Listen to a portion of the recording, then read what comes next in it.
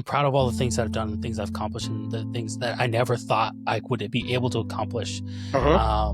However, one of the things that scares me the most is, who am I when I take off this uniform? Who is Queon Wilcox when he no longer has U.S. Army on his chest, and he doesn't have chevrons and rockers to represent the rank that I've achieved? Who is he?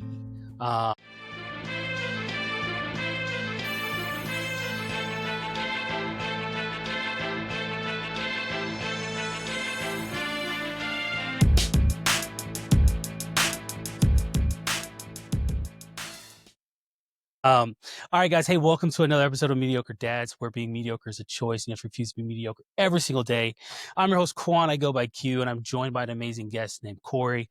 We're going to have an amazing conversation. And, we were talking beforehand, and Cory, right off the bat, you said something, and it really excited me. And we were just talking about this, and that was, more or less teaching our kids how to lose, right? And you said it perfectly. I think you said it well, better than I did. It's age appropriate struggles, if you will, right? Where they can understand and try to figure out how to navigate those situations at a young age. So as they get older, they have a better understanding of what life will look like as an adult. Because I think nowadays we don't really prepare our kids for being adults. We really just try to make their life better than ours, which is reasonable. I totally agree. However, we try to remove all the pain, all of the struggle, all of the potential downsides that we experience, and say, like, no, I just want you to have a perfect life, because then hopefully you can just keep going with the perfection. But I don't think perfection is plausible or feasible especially for long term. So for you though, what did that look like for when it was raising your kids? Because, we it's easy to sit here and talk about it on a podcast, but did you put that method into practice, or was that something that you kind of in the back of your mind, like, hey, this is going to be a really good life lesson for them if they just, I'm going to let them navigate this themselves? Yeah, it's such a fun topic, and it goes so many directions, and I really kind of try not to get off track here, but I have to say one thing is, I think I come from very humble beginnings, and I had solid parents, but just very poor government assistance. So for me, there were a lot of struggles that, as I became an adult, I looked back and I said that shaped me, that gave me resilience and grit and all those things that we look for. So it's almost like, well, now I've worked my butt off to make middle class, and my kids are living a better life. Should I be giving them some of those experiences I had? And my wife felt just the opposite. She really wanted them to have the idyllic childhood. So I think between us, a lot of times there was that, kind of let them struggle, let them fail, let them have setbacks. Because as a parent, I think we all feel, I don't want them to go through that. I can jump in. You forgot to bring your lunch to school. Oh, I'll go out of my way. I'll leave work. I'll bring it to you. Little things. But the other side of that is, if it's not a big harm, are we better off letting that pain kind of be the lesson? Yeah. And me and my wife had different ideas of what that was. Well, and it's funny you say that, because me and my wife, even right now, we have different ideas of that, and it's kind of funny, because we were talking about this yesterday, and I was telling her, I said, hey, look, there's a method to my madness, and the method for me is, I want to give my kids the best life that they possibly can, right? However, I don't want them to have such a great life that they don't know what pain is. And then they get to that point when they're, I don't know, 21, 22 years old, and they experience pain for the first time, and they don't know what to do. And they take that metaphorical knee, if you will, but then they can't get back up from that knee, because they weren't taught resilience. They've never had to experience the resilience before. So now it scares me even more to not prepare them for something to happen, rather than sit there and say, well, I hope I'm just going to make their life as perfect as possible again, and hopefully nothing happens. No, I know Yeah. something's going to happen. Right. Like my Mhm. parents, even my parents now, right. In my experiences in the military, I'm sure they were like, gosh, like want the best for our kids, but like, we, he went through this thing while he was in Afghanistan, or when he came back and going through this, they're like, how do we help him, and did we teach him enough to help him get back on his feet, if you will, right? And so there's this struggle and this balance, where you're trying to be like, hey, how do I weigh struggles but also still be a kid, and you trying to figure Mhm. that balance is it's very difficult. um but even then, even still, I would say, this is what I would say though, is we can't give our kids the perfect life, because when they become adults, what we perceive to be for them to be the perfect life, they're going to have a completely new idea of what the perfect Mhm. life would have been like, if they're like, oh, Yeah. if only my parents would have done this, if only my parents would have done this, right? Like those kids who are in STEM programs, right? And they're Yeah. like, oh, if only my parents would have put me in sports, versus the guys and gals who never made it professionally are like, oh, if only my parents focused on STEM. You know what I'm saying? And it's just, you're like, Yeah. you can never really get it right. You never know. You just kind of got to go with the flow, right? And Yeah. just do what you know, stick to your nature, and kind of go with the flow and do that. But you said something, and you mentioned your growing up on government assistance, and you mentioned before that your dad was I was reading it, I forgot what it was called. D Psoriatic arthritis Yeah. ravaged his whole body, Mm-hmm. and yeah, so he was disabled when I was like 8 or 9. Mm-hmm. So what was that? What was that experience like? Did when it happened, or when you find out, did the family sit down and say, hey, like, this is what dad has going on, or was it kind of just like dad's toughing his way through, and you found out later on?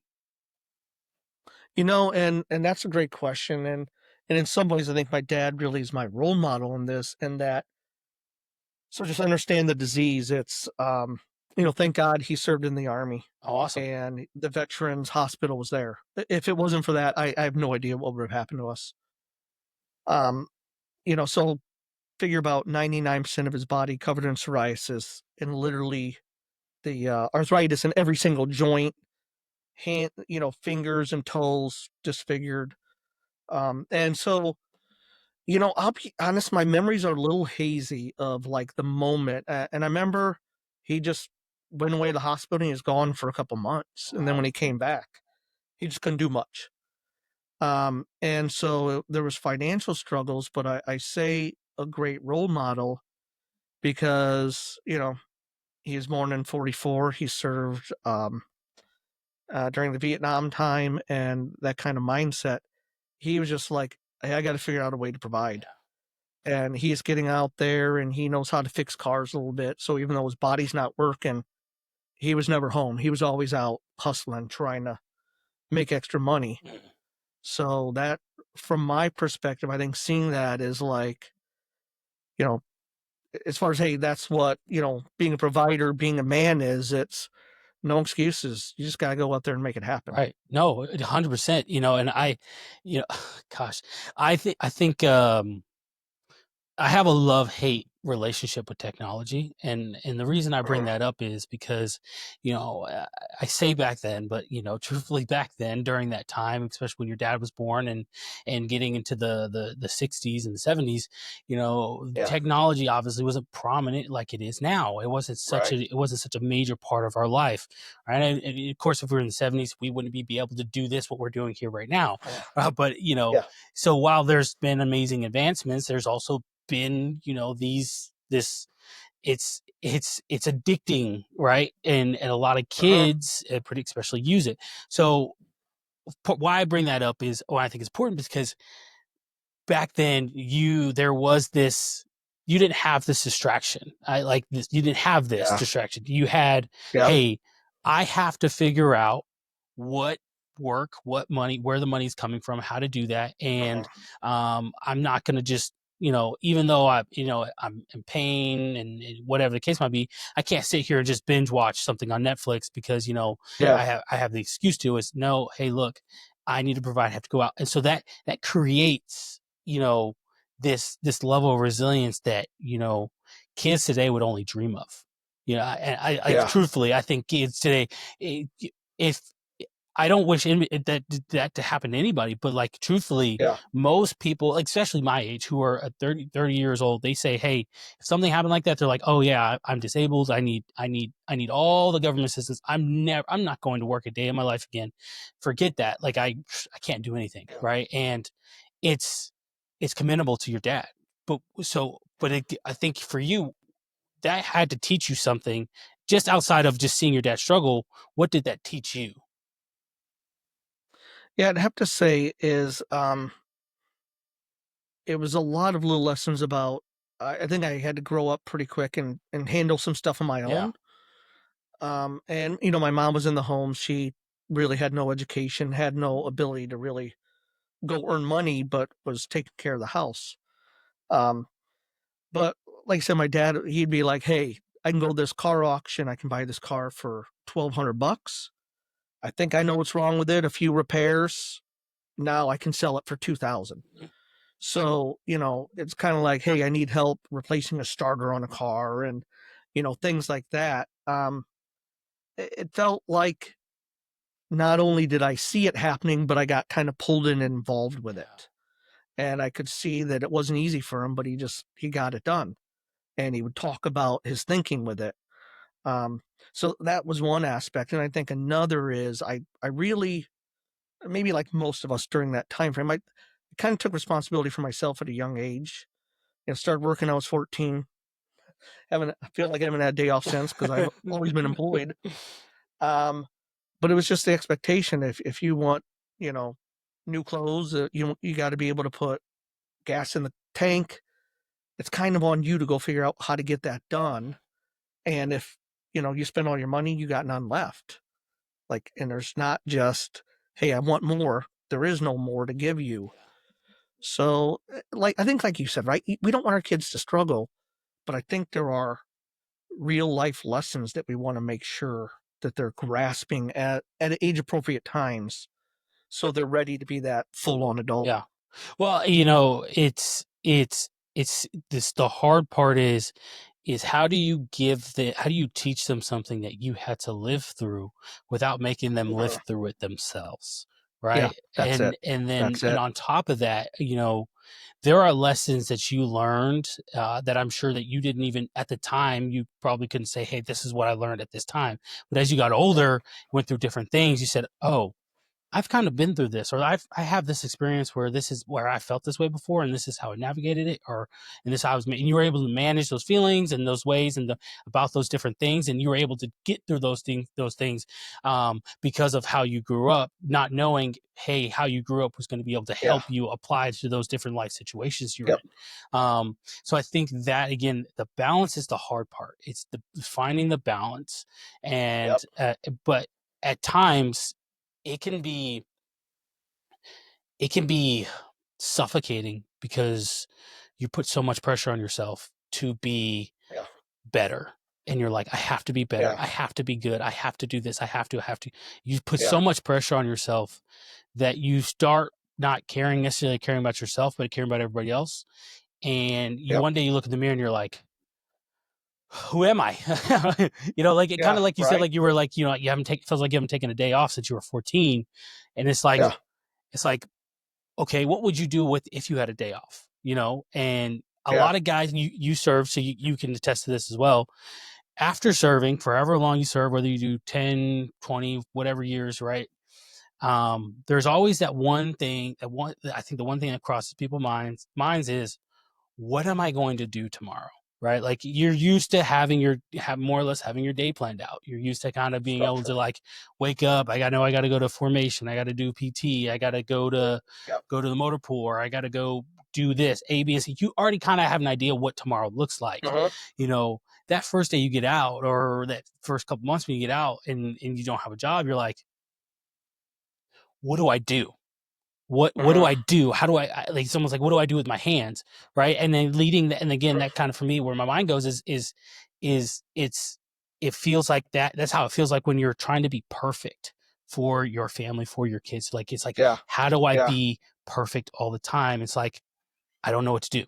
that I don't know if that makes sense, but that's for me. That's been one of the hardest parts. Is like I want to give my kids everything that Yep. possibly want, but at the same time, I want to I want to be able to say I want them to have memories of like we had fun, Right. not just like, oh yeah, my dad was a hard worker and he made sure we had food on the Yeah. Right. table, Right. and that's the extent of the relationship, of what who dad was. It wasn't it's not, oh, me and my dad, I remember we did this one thing. No, it's just, hey, my dad provided, he did what he was supposed to. Which, don't get me wrong, Yeah. do what you're supposed to, but That's we want a important. But relationship with our kids, especially when they're older. I think you said your daughter's 24. Yeah, 24. so you obviously you want a relationship with her, right? You want to be able Yeah. to like, hey, like let's still be able to go do things, not just like, hey, Yeah. you're on your own now. Hey, you got it. Call me if you need something. Right. You No. know, And and that's the thing is I'll say like one thing I'm extremely happy about. I think she FaceTimes me every day that's awesome. on the way to her workout. She's in New York City. She's walking. FaceTime even just a few minutes. But I feel good about like that. That's probably one of the goals that Yeah, you don't think about when you're raising kids, but you want that kind of relationship when they become yeah. adults. And to know I got that, and that means everything to me. That's awesome. So how did the whole FBI thing come about, right? Because, I think, so for me, honestly, so a little bit about me. So I'm in the Army. I do Army counterintelligence. And so, I think it's tacky, but, oh yeah, special agent. I think it's so tacky. I hate when people call me that in the Army. And it's one of the embarrassing things for the Army. I don't know why. And anyway, we can get to it later. But for you, how did the kind of the FBI come about, right? Because when you talked about where you grew up, how you grew up, and then Yeah, kind of going from there, a lot of people would have just assumed like, okay, he's a guy that works with his hands a lot, and that's kind of just how he provided for his family. But I can see the seal behind you over there, so yeah, how did the FBI yeah. come about? And I tell you what, and I really maybe link this back to everything we've been talking about, Q, is that I think maybe that upbringing gave me that sense of just like, well, try to go get this thing done. Hmm. Like, and not, I don't call it optimism, Yeah, but just, hey, pursue something and go at it, figure it out. And if it doesn't, you'll figure out the next yeah, thing. And if that doesn't work out, then you'll figure out the next thing. So just kind of this, I don't know if it wasn't really stoicism. I didn't, read that growing up, but I see some of those components. And, um, I'm a linguist, Spanish linguist. I would say not a very good one in the Air Force. And I'm trying to figure out, I don't want to, that's not my career. I'm not a good fit. yeah. It's me and like 50 Puerto Ricans. So guess who was like the worst at the job? It was me. So it was like, okay, what's that thing? Where can I bring more impact and value? And I'll be honest, I didn't really have a plan. I was going to college, collecting credits. I knew the importance of that. I do believe I was the first one in my family ever to get a college degree. And somewhere along the line, there's like a going away party for Willie. And this is in Omaha at Offutt. And I don't know Willie well, but I go talk to him. I'm like, hey, what's up? He goes, yeah, I'm leaving for the FBI. I was like, what do you mean? He said, yeah, I'm going to be a special agent. It's like, how'd you do that? He said, I don't know. I got my degree. We're in the intel world here. I applied and people like us are a good fit. I was like, I could do that. He's like, you have your degree. I think at that point, I was like, I'm real close. He goes, once you get your degree, apply. I remember I came home. I told my wife, I'm like, hey, I think I want to be a special agent in the FBI. Um, and she was like, oh, people like us don't do that. I think that was like the response, right? Like, this is a special thing. And I was like, I'm going to try. Why not? And that was just the mindset. And I applied, and I remember everyone I told was like, you? And literally, it was everywhere. Like it was these only fictional people, like James Bond kind of people, Yeah. get in. And I just kept making it through all the processes, and I got in. And they just said, hey, you know, you've got diverse background, you're educated, you've done things in the Air Force. who knows what you'll do in the FBI, but we're just looking for people who will just get stuff done. And I thought, that's actually my specialty, right? Yeah. Like, I don't know what it's going to be, but I'll just figure it out. That's my mindset. So I really felt I was really a good fit. And um, as I got into it, my first assignment was Chicago, working gangs, violent crimes, drugs kind of stuff. And as we say, unfortunately, there's really good work there. Mhm. Yes. And so you hit the ground like there's thing after thing after thing, case after case. Um, and you just, you know, there's procedures and you're trained and all that, but sometimes it's just figuring it out. Just, all right, this guy's doing this. I need evidence of that. What can I do? And, put in the work, surveillance or whatever you got to do just till you get what you need. And you just never give up. Yeah. And I credit my tough upbringing for that. I really do. That's just my mindset. Yeah. That's awesome. It makes me think of, so a lot of people in the Army, they'll hear what I do and they'll be like, and they have this assumption in their mind of like, of what it is an investigation looks like, what it is, all these different things look like. And I'm like, actually, the government is really good at dumbing it down for you. And believe it or not, it doesn't look like what it looks like on TV. I'm telling you right now, that person has broken at least 5 laws just by walking into that room right now. So like, I can't do that, right? But like, I always Yeah. think it's funny because a lot of people are like, oh man, you get to do this stuff, and you're like, you know, a lot of what I do, at least for me, I'm not gonna speak for you, but at least for me, comes from just conversation from with people, Uh-huh. just being a normal person, regular person, and talking to people and figuring out how to put this, what figuring out what next looks like. You know what I mean? And so in the end, what the military has taught me, and I think again attest to this perfectly, is just figuring it out. Like you said, it's just like, hey, like Uh-huh. I don't know every single thing. I don't know the ins and outs of every single thing, Yep. but I have a foundation that I can that I can utilize to kind of just as a jumping off point to kind of go from here to go over here, figure this out, utilize this, ask some questions, figure out what that looks Yep. like. But in the end, what becomes so cool is when you do figure it out and it all comes together and you're like, oh, I did that. Like that I put that together. Like that's pretty cool. Like I did that, right? And Yeah. again, unfortunate because a crime had to be committed. Uh-huh. And unfortunately, someone loses. Whether it doesn't mean murder or not, someone always loses when a crime is committed. But it gives you that experience to help you better understand how to utilize certain different things in future situations. Were you a dad at that point when you had joined the FBI? Yes, I Okay. was. My daughter was like 3 years old when I was going through the Okay. academy, 16-week Yeah. academy. So I left my wife in Pensacola area and went away. And yeah, that was a tough time. So like, what was that like? Because being being in government, being in law enforcement, there is a pull on you where you're like, Uh-huh. hey, someone or some entity is they're not sleeping right now. I don't Uh-huh. have the luxury to take as many breaks as I want to because the enemy, if you will, or the those adversaries out there, they're not sleeping. So like, Right. what was that like, right? Because you did it for 20 Uh, years, right? So yeah. so like there had to be this pull of like, hey, I want to be a great dad, but also I want to be a Yep. great FBI agent. I want to be able to provide. I want to be able to, figure out, knock out, minimize crime. Like, so what was that pull like for you? Boy, that is the key conversation, I think, Hugh, because that was the toughest part. Um, so working gangs and drug dealers don't work business hours. Hmm. And there was so much going on, and I just I'm built to work, right? I'm built to like not shun my Hmm. duties.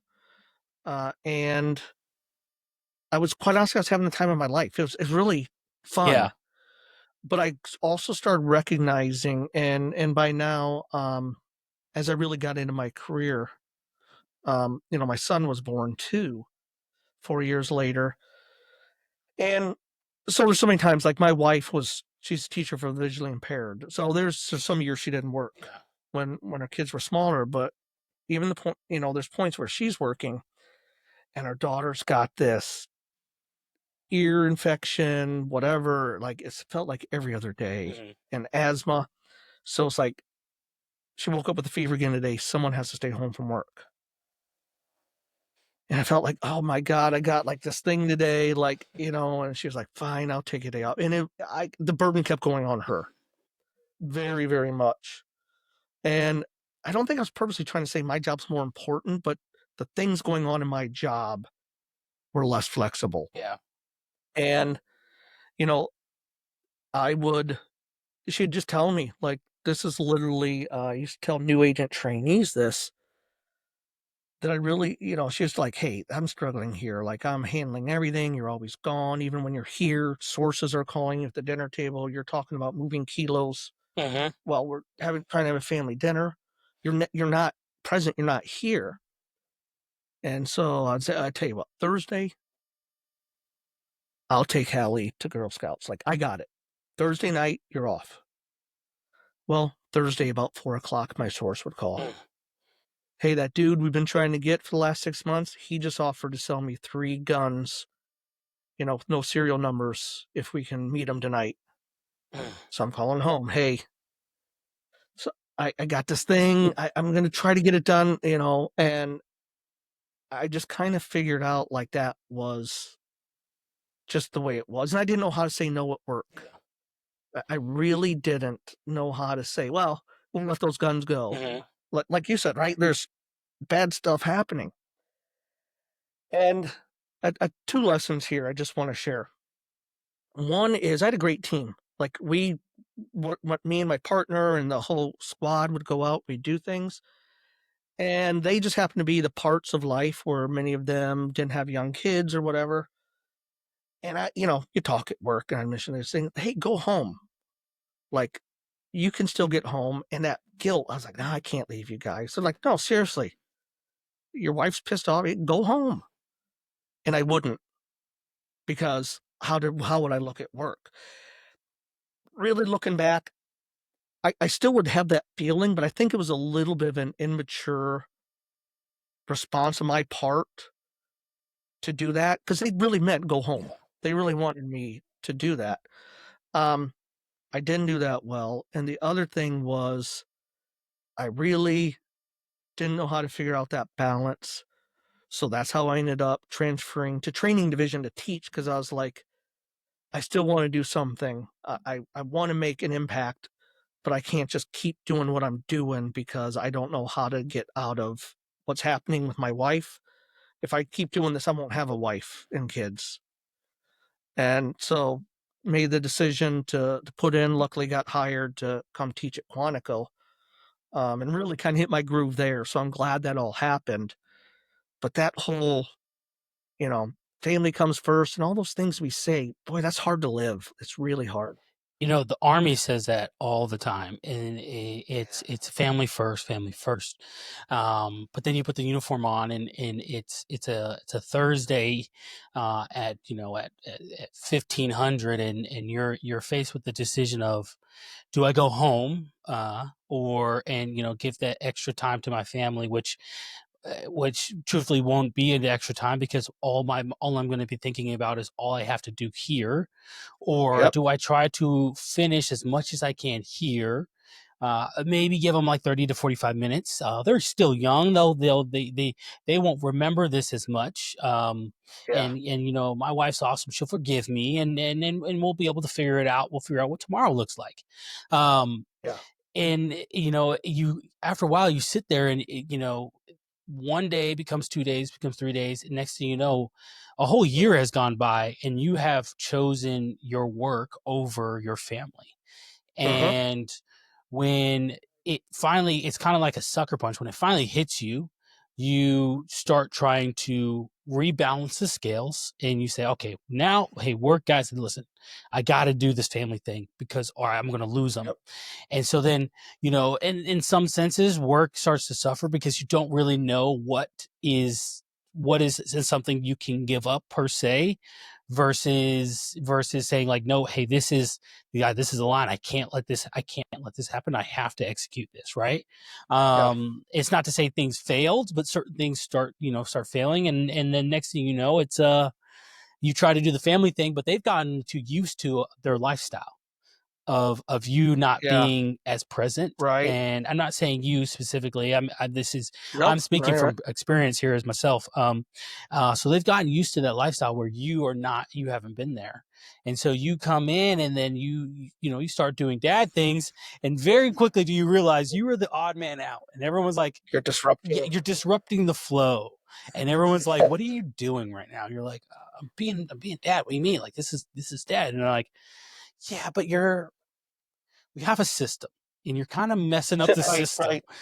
and your wife is there in the beginning. I would say my wife, she was very kind when she told me this. She's like, hey, we love you and we get it. Like, I know you, like, you want to deploy, you want to do what you're doing, but like, we got a system down, we got it down packed, Uh-huh. and you have been ruining it because you put people on edge coming back. And Yeah.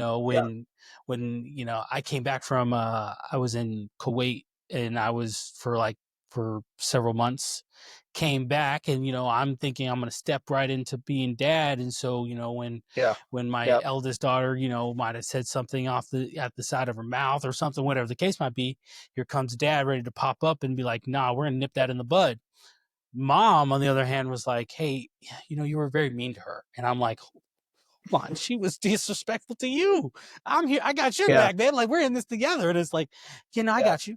However, I got this. Like, I've had to Yeah. figure out Yeah. a way to reach her, and I have a Uh-huh. way, and you ruined that because now, my daughter she was like 4 or 5.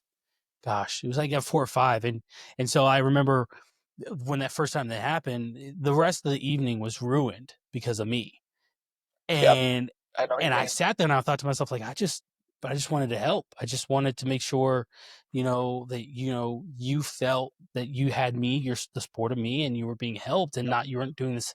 You were a single parent, and Yeah. so it's hard, you know what I mean? Like, man, I didn't, Oh yeah. this is, I guess this is the conversation to have. Cause like, truthfully, um, coming back from somewhere where I've been gone for so long, or even if it's like a couple weeks or so, right? Like, you have to get back into the groove of things, but it's so hard because time doesn't stop when you go away. And so they're Right. still growing and they're still maturing, they're still doing their things, but time doesn't stop. They still have their things going on. And what you're doing is important, but it's just not important to them.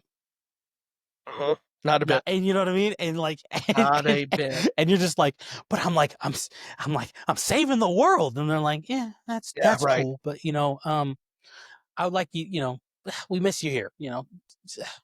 So, like, was there a point where, you don't have to get into it if you don't want to, but like, was there a point where your wife or you guys said like, hey, I don't know how much longer we can do this for?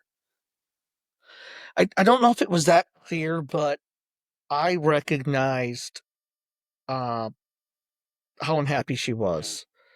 Exactly what you said. The times of, maybe, and I did occasionally deploy, but more, my case came to a point where there's trial. There's 4 weeks of trial prep, and then we're in trial every day, and like it's all consuming. So I might as well be gone. Mhm. And but then I'm trying to come in and help, like you said, and then maybe even offering, hey, we need to do this. And she's almost like, yeah, you don't get to decide that. Yeah. Like, I'm the one who has to execute it, so I'm going to decide. And I might have strong opinions. Mhm. Like, no, no, no, we really. This almost goes back to our other conversation. We really need to do this, or she's going to become a brat. So, and she's like, we're not doing it your way because I'm the one here, and that caused friction between us. And I think there just became a realization that this was not a good path. We weren't separated. We weren't near that. It was none of that. But it was pretty clear that this just was hard living. Mhm.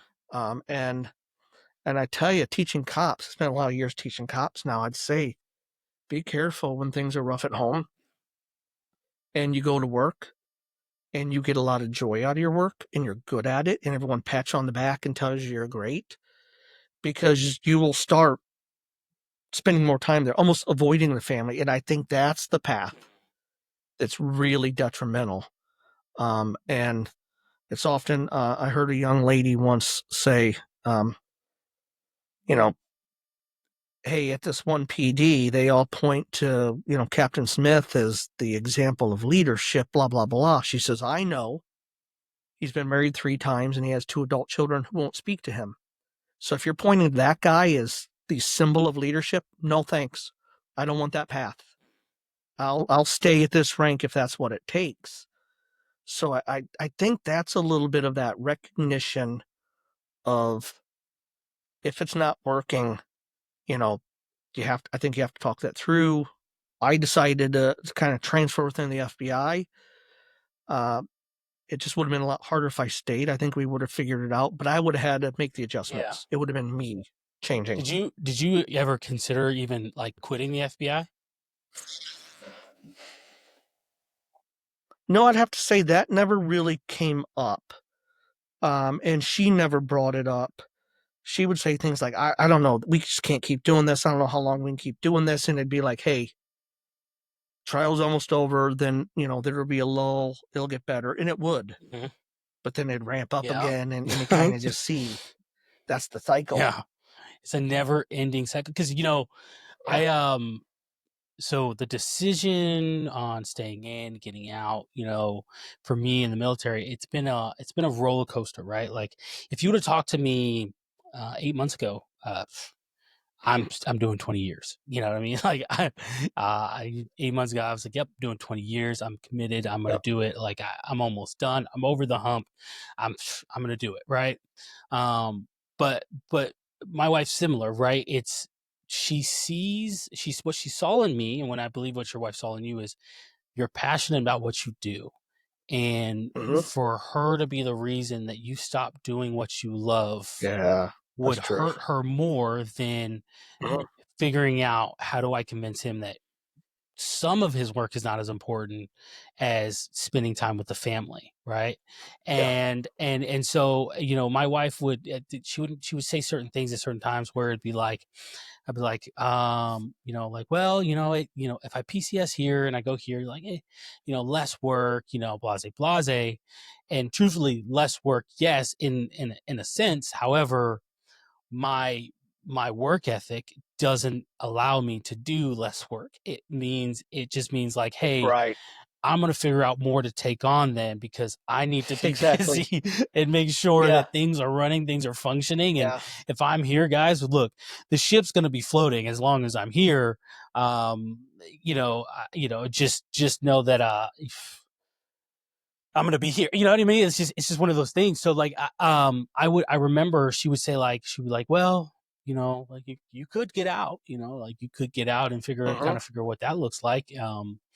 And I would be like, yeah, but look, like I just got this new job as a counterintelligence agent, and Yeah.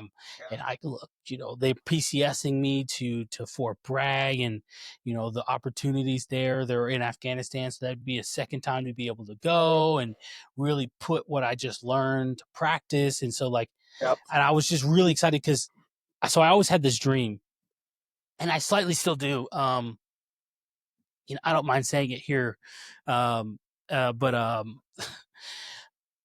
always have a dream to be in the Secret Service, and Hmm. so I'm thinking I'm probably going to apply. I haven't told my wife yet because I saw it on there. They were you to apply, but I'm probably gonna apply. But and I remember just sitting there thinking to myself, okay, what can I do in the military that's going to help me to be able Yep. to have that transferable skills to be a Hmm. successful or a high candidate to enter to the Secret Service.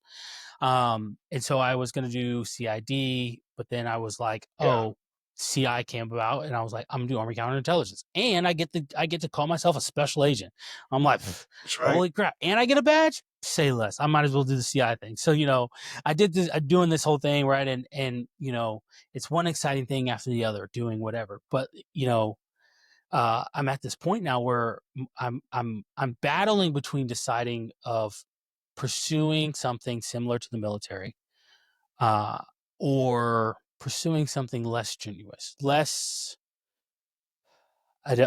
This is not to hit on anybody's jobs that are not in law enforcement per se, but Uh-huh. less impactful, right? Less impactful in the Uh-huh. grander scheme Uh-huh. of things, whether it's national Yeah. security or whether it's your local community, right? And so I battle between that because I'm really good at what I do here in the military. And I don't have any doubt that I would be really good at whether it's FBI, Secret Service, insert Sure. federal agency here. But Yep. I don't know if I want to continue the lifestyle similar to the military. Because if that's the case, why not just stay in? You know what I mean? Yeah. and Yeah. and that is Good point. that is the battle where I'm at, where because I could tell she's happy I'm getting out. I can tell you honestly, and when she watches this later on, love you wife, but she'll smile at this. She's excited that I'm getting out. She's happy I'm getting Yeah. out. She's seen, she's happy the person that I've become since I've been in, Yeah. the man Yep. that I've grown up, because we've been together since we were since high school. So, Uh-huh. like she's happy the man that I am, and we have 3 kids together, and the things that we have a wonderful home. However, the stress that not only brings to me but brings to her is to the point where it's just like, can we just have something less, less so heavy, you know what I mean? Like less like on the burden and some of like, hey, life or death. I'm not gonna stop you, but like I really appreciate it if Right. you could help me Right. tuck the kids in right Yeah, now, I know. you know? So it's one of those things, it's hard to it's hard to balance. And I commend you because doing 20 years in any federal agency, right? Like that's not an easy thing to do. And also being able to take a step back and recognize that you need to take a step back. That's a big deal, because a lot of us we'll keep driving till the wheels fall off. Yeah. And by the time the wheels fall off, we don't even recognize the doors have come off their hinges, the roof is missing, and the Yeah. ABS is out. You know what I mean? So like it's too late. So for you mentioned, when training a lot of officers, and they how some of them, you tell them like, hey, you guys, prioritizing, family, right? Because I think a lot of people get Uh-huh. into these things, law enforcement, whatever it is, wanting to be a cool guy, right? Wanting to be, not everybody, not every single person, but there is this idea in your head of like, I'm going to be the man. I'm going to be the guy, Yep. right? Or I'm Yep. going to be the gal. Like I'm gonna have a gun on my Yep. hip. I'm going to be protecting people, and I'm going to be, distributing the law. But we can forget the family side of it, thinking like this is their dream too. And forgetting like, no, no, no, Uh-huh. no, this is not their dream. They're happy for us, but this Right. is not their Mhm. dream. So what do you how do you mentor those young officers to help them get Yeah. to that point where it's like, hey guys, no, it's a balance. So I'll say is I get in a lot about really understanding your identity. And I think to pick up a little bit of a conversation before, like, you know, be careful of your strengths and things you're proud of, because you start thinking that's what you bring and that's all you bring. Yep.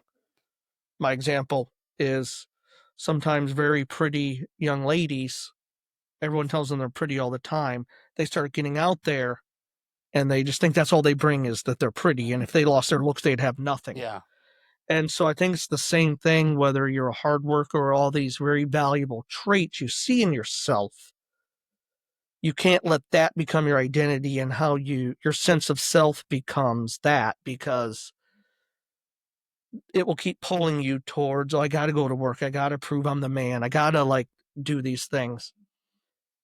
And I always say a very helpful thing to me was my wife, and she's strong willed.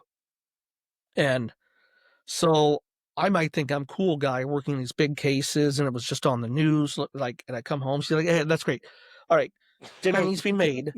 This, like, so it wasn't, yes, we're going to revel in that you're a special agent at home. You're home now. And I think there's a little bit where I was like, almost like, how dare she? I don't know but looking back, that was really, really helpful. I didn't become that cop. The bad part is they get into it and they start seeing themselves as, I'm here protecting people. And since it's so noble, it's easy to keep doing that. And you're trying to have dinner with your family. And you probably know these guys, right? They're looking for wrongdoers. Oh yeah. Like, relax, have dinner with your family. And all their friends become cops. And they start no more hobbies. And just their world becomes consumed by that. And I think that's unhealthy. And there's some stats that show too that cops die at an earlier age. Like a lot of times they retired within 2 years, they're dead. They don't like, I'm not a cop anymore. What am I? So I say, don't ever let yourself get that deep into it. Go do your job, go do it well, but then get away from it. Go have friends that aren't in that. Go have hobbies, go do things with your family, be dad a lot because, when you really pour into that, you find you love it. Yeah. So, and so if you're like, no, I'm the guy who works his butt off and gets things done at work. Well, you're going to need to start shifting that if you want longevity and this balance. Yeah. I think that was the hardest part for me is really is knowing who I am when I take the uniform off. And I've gotten to a point now where I tell people I'm proud of the things that I've done over my 12-year career. It's not over yet per se, but I do believe this chapter is closing, and I'm proud of all the things that I've done, the things I've accomplished, and the things that I never thought I would be able to accomplish. However, one of the things that scares me the most is who am I when I take off this uniform? Who is Queon Wilcox when he no longer has U.S. Army on his chest and he doesn't have chevrons and rockers to represent the rank Yep. that I've achieved? Who is he? Am I?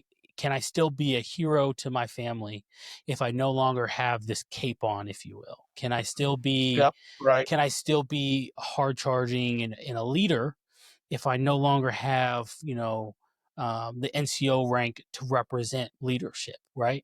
Who is Queon outside of these things, outside of this? And I think a lot of, not only military, but again, people within the law enforcement sphere as well, struggle with this is who are they when they have to take the cape off, right? It's kind of like, who is Batman when he's not Batman, right? We all know Bruce Wayne, but then if you kind of watch, kind of not behind the scenes, but if you really watch, I'm a big Batman fan, but so if you kind of watch slowly but surely, the life, the outside life, the cars, the girls, the things, the flashy life, it never really had an appeal for him, but it's definitely he stops with the facade. He just he doesn't really smile anymore. He's very, very stern. Right. He looks for reasons not to have a family because he says this is more important.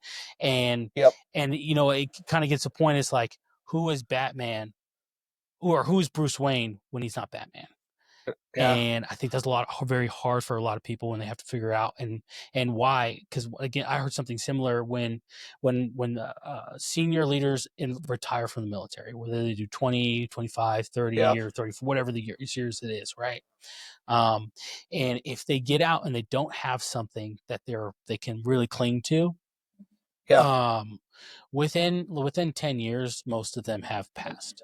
And we're talking guys and gals who are some of them were just hitting their 50s or slightly a little bit older, right? And they didn't know who they were, who to be outside of that because they've done it for so long in their life. So it's a big deal. Let me say, I'm a certified coach too, like a real one, not people who call themselves life coaches. I'm actually I love that. International Coaching Federation certified, and I actually work with a company that does coaching for law enforcement. So I do a lot of coaching, and just like even in your story, right? I'm feeling that, a question I like to ask sometimes is, what's the real problem here for you? Like, and really making people live in that question. Um, and also, like you mentioned, right? Like, you would go to work, and even if the tasks were less, you'd take on more Mhm. because that's who you are. And I think that my coaching with you would go down that path of really trying to unpack what's behind that. Why do you feel that need? And a lot of times we're like, hey, I'm just built that way, or I was raised that way. And those things are all valid, but there's some transformational things when you really look into that.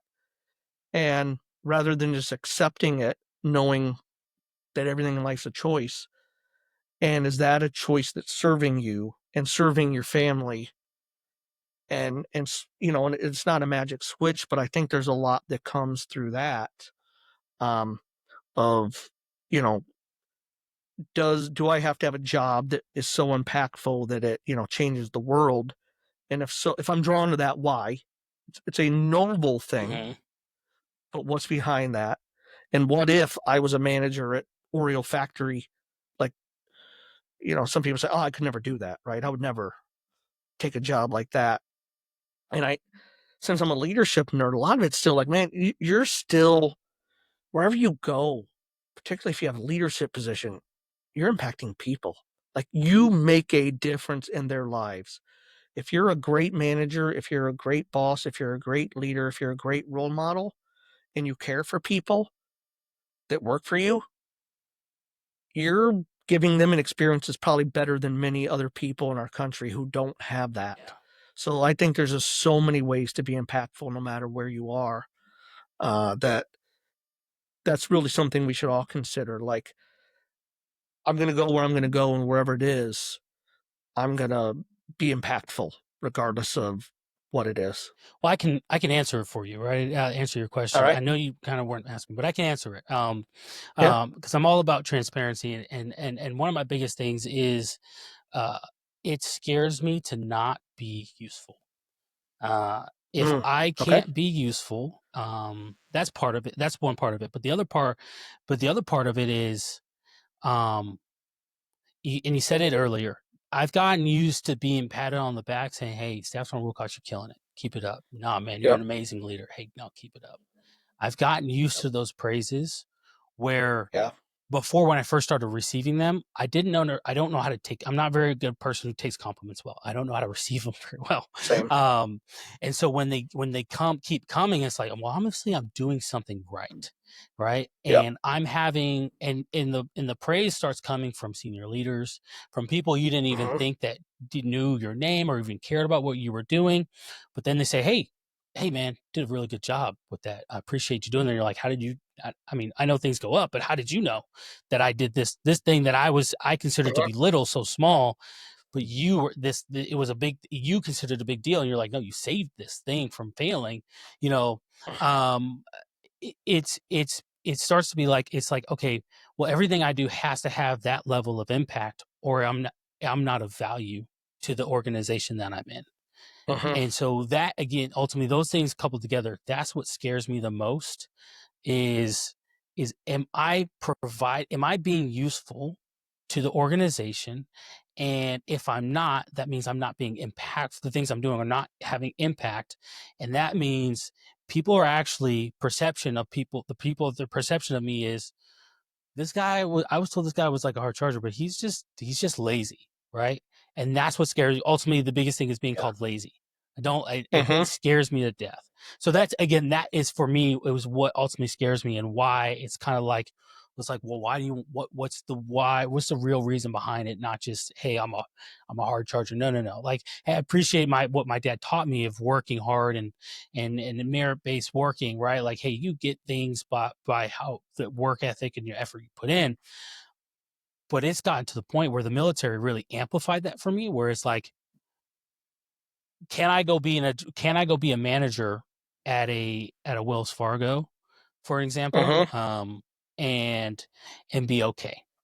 And I don't know. Yeah. I don't know. It scares me. Like I said, Yeah. I'm only 30 Yeah. years old, and most people would be like, oh man, you've accomplished a lot, like, and this job Uh-huh. here, take a knee, if you will, and drink some water. But it's like, yeah, I've accomplished a lot, but have I accomplished enough?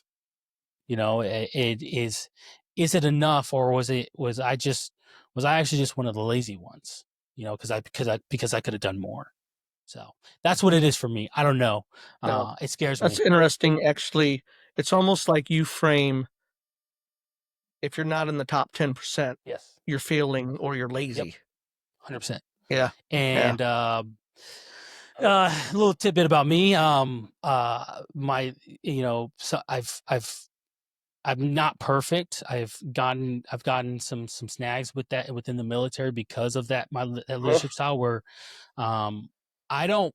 I'm not so focused on like Queon has to be the best. All like I am, but I'm not.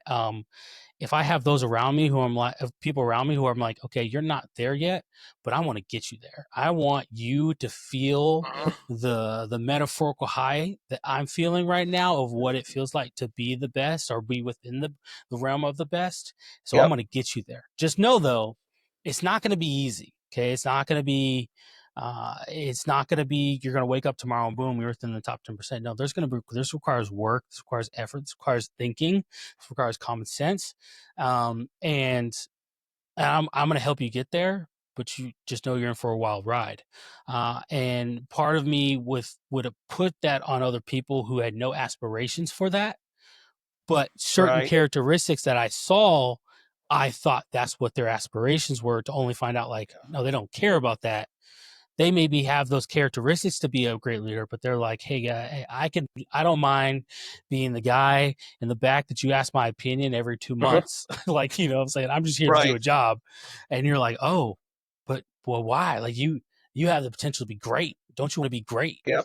And so it has impacted some of those relationships and my leadership to some soldiers because I'm like, don't you want to be great? Don't you want to be almost that face of the military, right? When you see the picture of the army of a Right. soldier, it's like, don't you envision yourself there, or no? It's just like, hey, this is just a 9 to 5 to you, and it's like, no, this is just a Yeah. 9 to 5. You're like, oh crap, okay, well, Yeah. we joined for completely two different reasons, like, Right.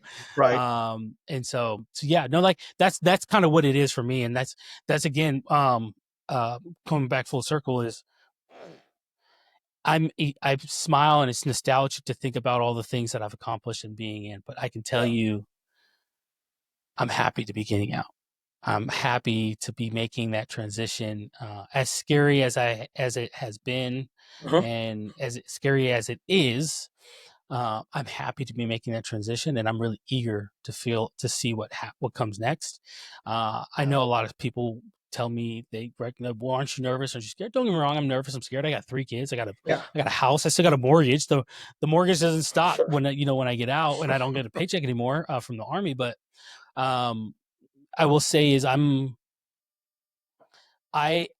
trust in the Lord, one, and number two, I trust in the skills that I've acquired over the years to be able to say like there is somewhere that I can bring value that needs someone like me. So I'm not as Yeah. afraid as most as other people are, but I do know that it's going to be challenging. But I'm up for the challenge. This is one of those things where it's another challenge. And I'll say Uh-huh. this is and why one of the reasons why I'm comfortable with it is because of the podcast.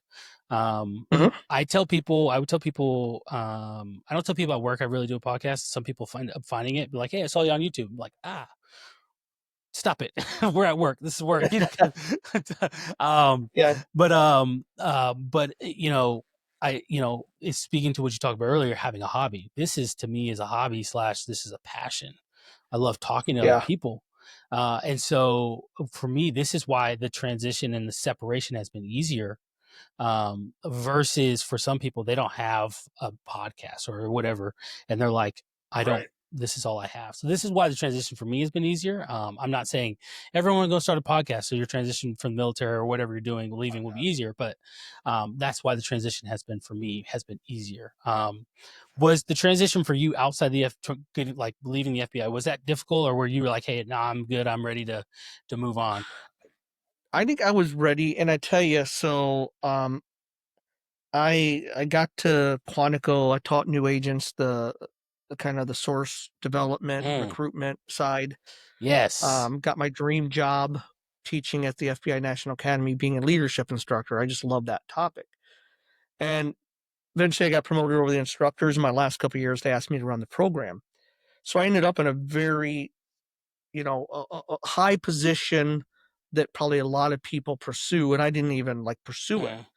So I joke I Forrest Gumped my way through my career, and I end up running the FBI National Academy.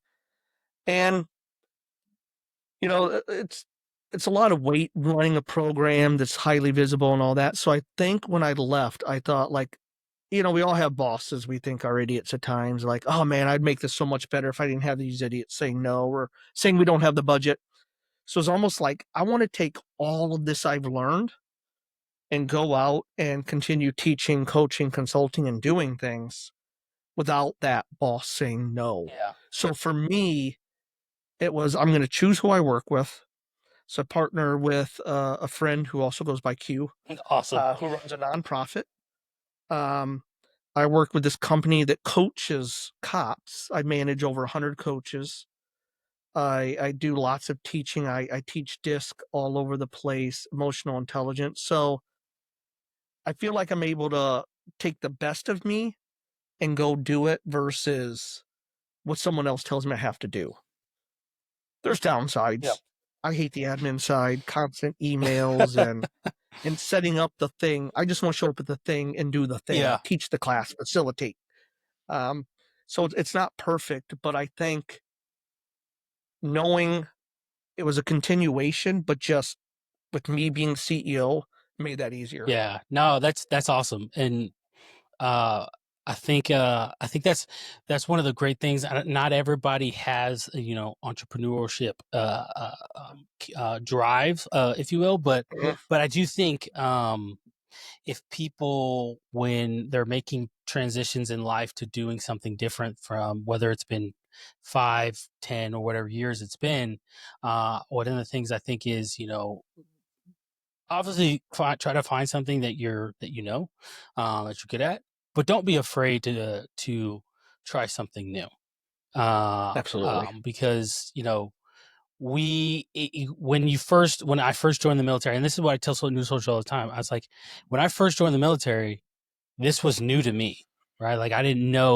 know everything that I know now. I had to learn hard lessons. I Yep. didn't, like, I had to learn a lot. I said, um, but it was fun in a lot of different ways. Not in the moment for some of those things, but after Yeah. the Yeah. fact, after, remembering being freezing cold and sitting there thinking to myself, like, why did I do this? But now I think back and I laugh and I think, like, gosh, that changed me, because now when people complain about, let's say 30-degree weather and I'm wearing shorts and a t-shirt, I'm like, guys, you have no idea. I'll take it. I'll take it. I'm happy. Yep. Listen, I was in 5-degree weather, and I told my drill Yep. sergeant, I said, hey, I can't feel my hands or my feet. And his response to me was, did you change your socks? And I was like, Roger that. So, Yeah. Yeah. yeah. So that's like, it was real, but yeah, I think, if don't be afraid to try something new.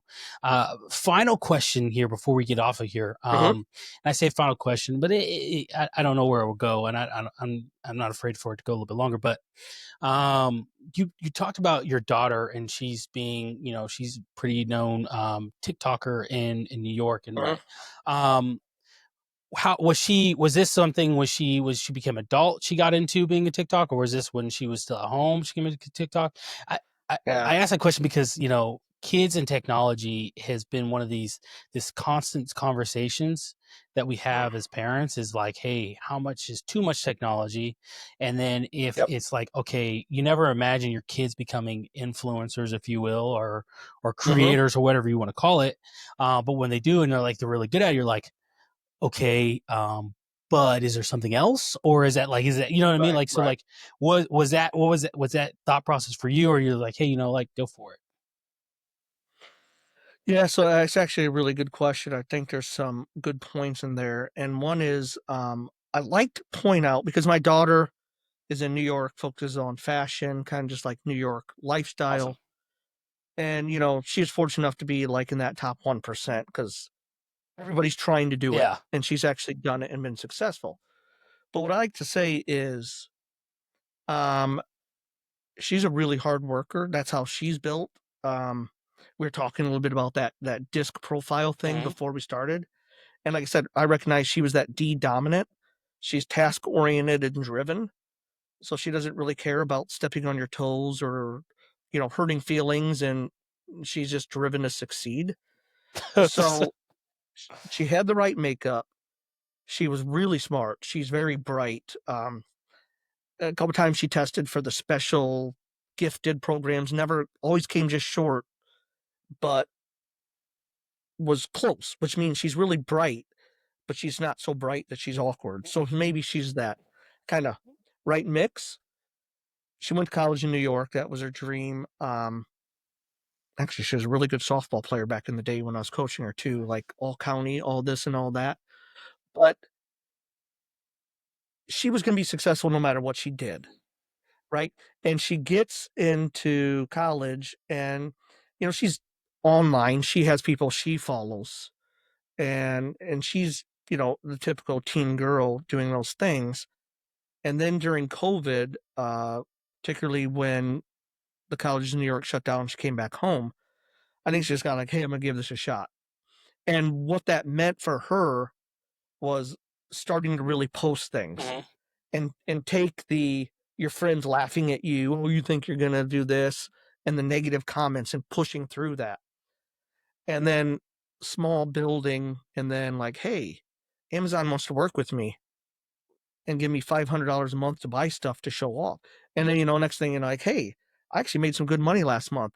And just that slow growth, where I was always like, yeah, but I think I'm a product of my generation. Yeah, but what's the plan? Yeah. It's just Like, when you get your degree, are you going to be a buyer? All this. Well, before she finished college, she was already, making more money than me. Oh, wow. And and I just kind of figured out like the world's changed, and my relatives and people at first, I think they're like, I don't understand it. How's this work? And I'd say, here's how it works. Um, Kids today, they don't watch TV. Like, if you build a commercial and put it on NBC, nobody's going to see it, Yeah. right? So if you're, whatever, Revlon or whatever, and you come up with a new lipstick, if you pay her some money to review it, and her 1.5 million followers who are all fashion oriented Yeah. see that, you just got your product in front of the exact eyeballs you want. Yep. That's worth big money to you. And, so it took me a while to kind of come around to this is the way the world works now. And I'll say, like, it, you could be the guy that's just into drones, right? Like, and you're always playing with them. And if you can go out there and become kind of a thought leader, that's probably not the right word, but the trusted source that people like to follow because they're also interested in Yeah. drones, that could be monetized because you have eyeballs and attention. And that's where it's gone. So for a long time, I think I worried like, what happens if you say the wrong thing and you get canceled, right? Like, but at the end of the day, it was also like, yeah, but if she lost this, she'd figure something else out and be successful with that too. So kind of a long answer, but like my big thing is for anyone who listens or has teenagers, it's not just this dream life you fall into. It's putting in the work, being smart, all these things actually matter. Yeah. No, well, one of the reasons I asked that question is because, um, I'm in that realm right now of the growth and you're Yep. putting yourself out there. And I've been doing Yep. this for just a little over 2 years. I had my 2 years back Hmm. in March. And you know, when I first started, all of my friends, they did the common friend thing of like, oh yeah, man, cool. I mean, if that's what you're gonna do, but kind of the with the slight like, okay, I guess, Yeah. right? Yep. And to the point where I remember I would send them out to, I love my friends. It does not hit on any of my friends. I think we all have this natural innate thing where we're like, hey, what's the plan? You know, kind of like you said, like, but okay, if that doesn't go, that's just a hobby, right? Like, what's the plan, right? And so, you know, I remember I assisted a few episodes, and then like after a while, like I don't even ask my friends if they watch anymore because truthfully, I know most of the time they don't. And it's not, again, I love my friends, and it's not shame on them. Yep. Um, Yep. but it was one of those things where I realized I was like, okay, I have to get comfortable with growing and understanding that my friends will watch at one point. It's just Mm-hmm. they want to see if I'm actually committed to doing it. And this is not just like some random idea that I just decided to do because I was bored. Right. Yep. And when your friends see that you're committed to something, well, then it's like, okay, hold on. Now I'm interested. Explain this to me. Yep. And how this moment came full circle for me was my best friend. He came and visited during my birthday, which is in November last year. And I remember it was like 45 minutes before before I had to take him to the airport to get on the plane. I said, "Hey man, come upstairs real quick. I said, well, I'll hit record and we'll just do some, we'll have a conversation." He's like, Yep. "I've never really been on this thing, but he's like, I guess." I was like, "Don't worry about it. I promise it's just a conversation." Yep. Man, we talked, and he was talking, and we were talking about him. He's a firefighter in Arizona, and so like we were talking, having a conversation, and you know that video got a lot of views because he was a genuine guy talking. Me and him having Mm-hmm. a conversation about being a Yep. firefighter, about the things that you don't expect getting into as a when you're becoming a firefighter, and what you experience and talking to guys, and I know he had fun, but two, I think for that moment for him it was like, no, Quan, one, he's good at this. Two, he enjoys doing it. Right. And there's a Yeah. Yeah. passion behind this. This is not just like a, hey, whim, hopefully it works out thing. No, he cares about this and he wants to grow. Yeah. That's one of the reasons why I asked. But the second reason I asked is, after explaining all that, my oldest daughter sees me do this, right? She Mm-hmm. knows my kids are downstairs right now. They're like, and they understand, they're like, hey, it's like, well, dad has to record. And so everybody knows kind of like, okay, the house kind of gets quieter and Yep. certain movements, everybody knows not to come Yep. knock or whatever the case might be. And my daughter will be like, hey, dad, can I record a video? Can I record a video? Can I record? And I have like several recordings of her building a Lego thing, doing random things.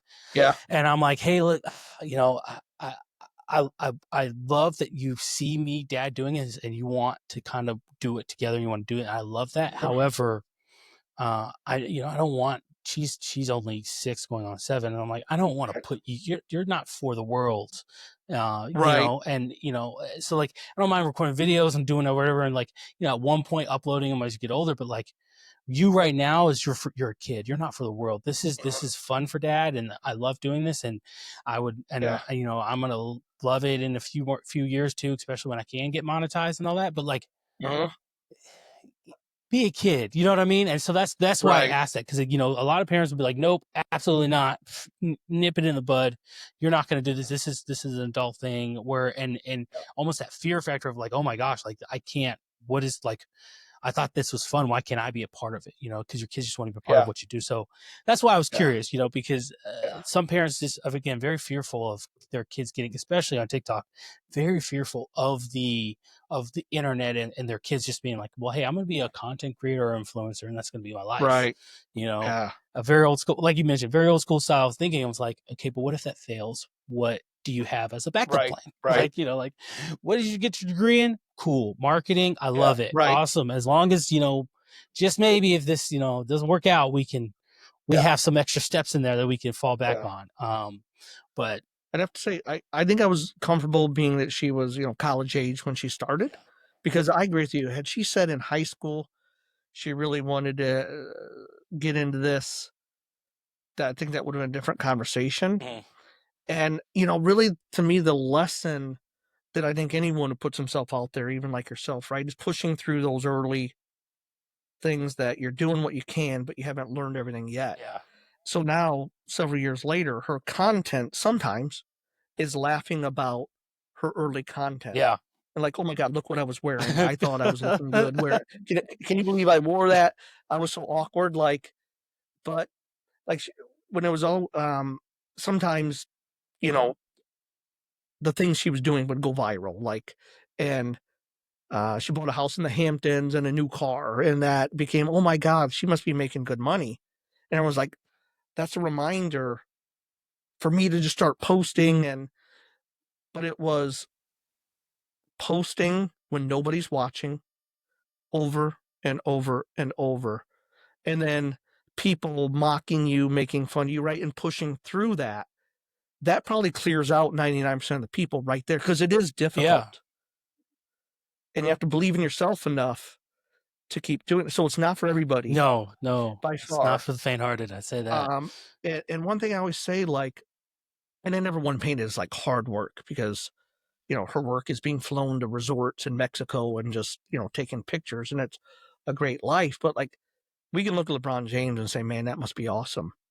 But you're not seeing that he wakes up at 4 a.m., he's in the gym at 5 o'clock, and he's working out twice that day. You know what I mean? Like, you're not seeing the grind behind that. Mm-hmm.